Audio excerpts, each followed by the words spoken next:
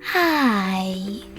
In front of me is Oppo A78 5G, and today I would like to show you how you can use split screen on this device.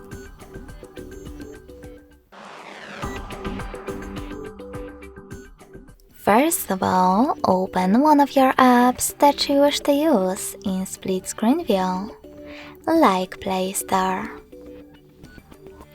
Now access background apps. In order to do that with Tricky's navigation, click on this button with 3 lines. Now tap on those 3 dots at the top right corner of your app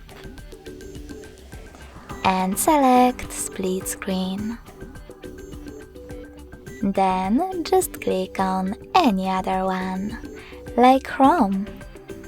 As you can see, finally, I can use both at the same time.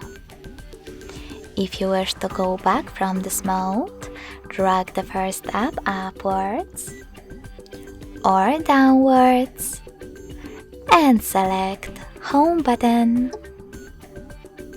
Thanks so much for watching. If you enjoyed this video, don't forget to leave a like, comment and subscribe. Bye!